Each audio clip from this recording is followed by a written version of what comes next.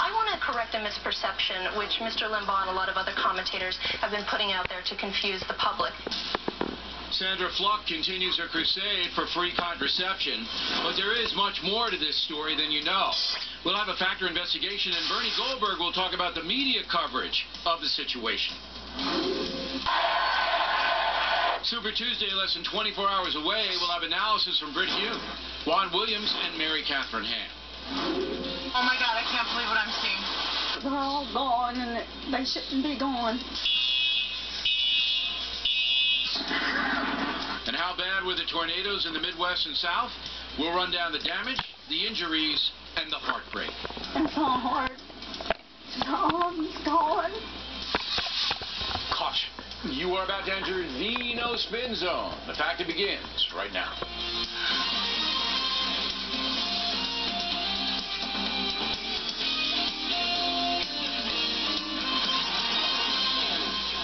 Hi, I'm Bill O'Reilly. Thanks for watching us tonight. President Obama and Sandra Fluke. That is the subject of this evening's Talking Points memo. Stay with me on this one. It's complicated, but very important. Last Friday, we invited 30-year-old Sandra Fluke to appear on The Factor. The Georgetown law student has now become the poster woman in the debate over birth control coverage mandated by the federal government.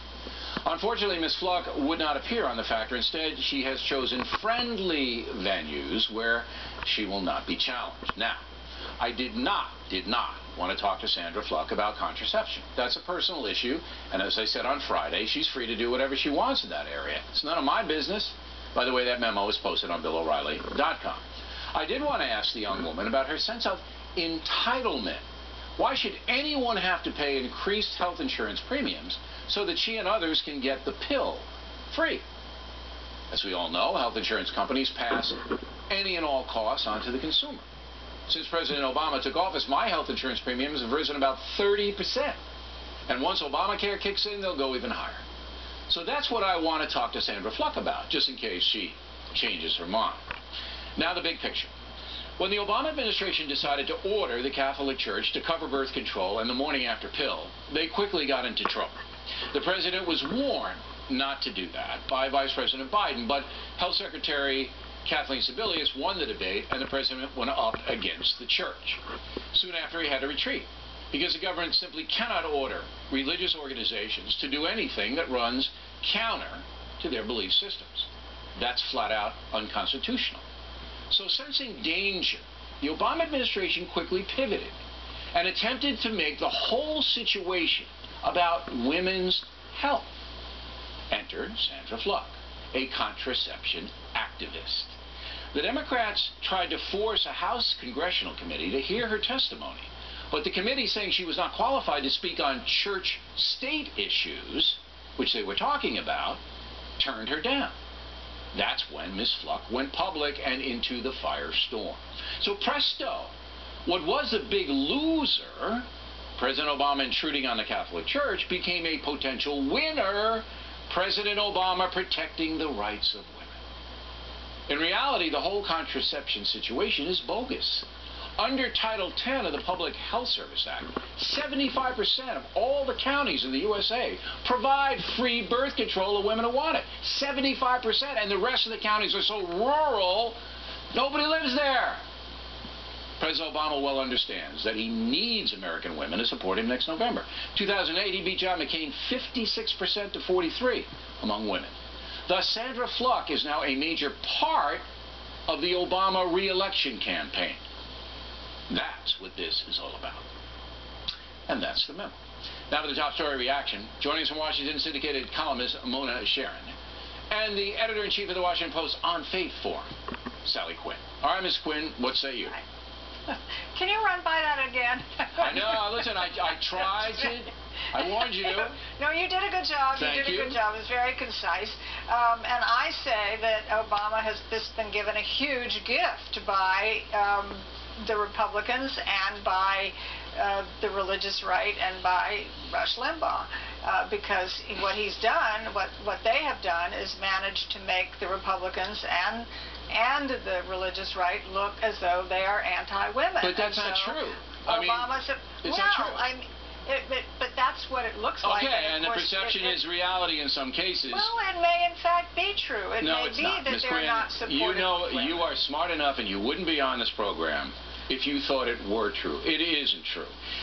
There is nobody denying American women access to contraceptives. You can get them free almost anywhere you want. This is a whole bogus deal.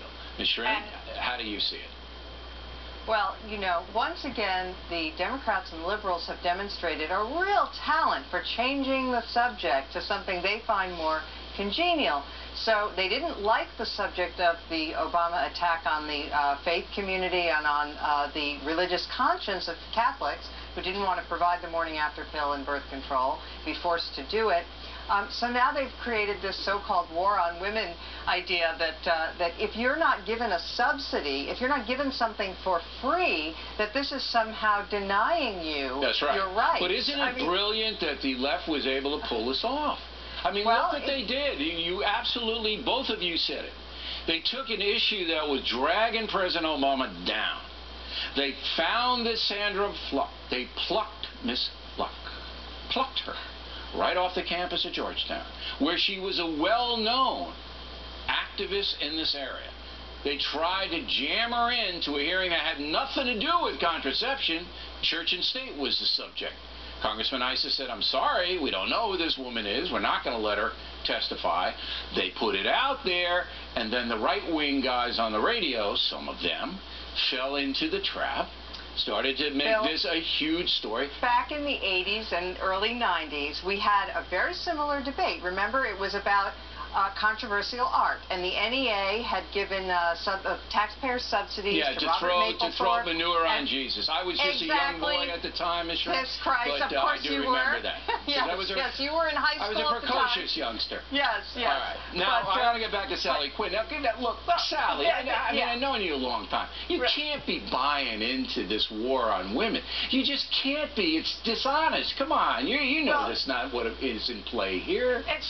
Bill, isn't it just a couple of weeks ago that there was a war on religion, which means essentially war on Christianity, and that they weren't sure, the Republican candidates, whether Obama was really a Christian or not. I mean, I think that the position of the church and the fact that he changed his position was admirable. I mean, he put this out. Oh, you think he did it for admirable reasons, not because he was getting pounded in the polls? You think it was just altruism that made the president walk back his position? Well, no, but I think that I mean, he's one of these people who actually listens when people say, this isn't work. Well, he didn't listen to Vice President Biden, did he? He didn't listen to him or his chief of staff, did he? Daley. Both of them said, you know what? You're going to get your butt kicked, with all due respect, Mr. President. He didn't listen to them. You know what? He decided he made a mistake, and he changed his mind, and he said, let's go and rethink this. And he did, and he put forth a really reasonable program. And it still isn't enough. He'd lose if it went to the Supreme Court. Ms. Charen, I'm going to give you the last word on it, but I still contend to you this was a brilliant maneuver by whatever Democrat thought this up, because it was thought up. That woman, Ms. Fluke, did not get in the front of that committee by accident. Whoever got that design that campaign is very smart. I'll give you the last word. It was clever maneuver, but only insofar as Republicans fall victim to it and fail to make the point that the real issue is being obscured. And by the way, I would just say this about Obama's so-called accommodation. It was really nothing of the kind. It was consistent with his administration's tendency, which is to force people, private individuals, to do things that he wants them to do. In this case, forcing the insurance companies to provide this product for free. All right, ladies, very lively debate, and we thank you both. Next on the Rundown, Juan and Mary Catherine will weigh in on the Fluke controversy. Also, they'll analyze the Super Tuesday vote tomorrow.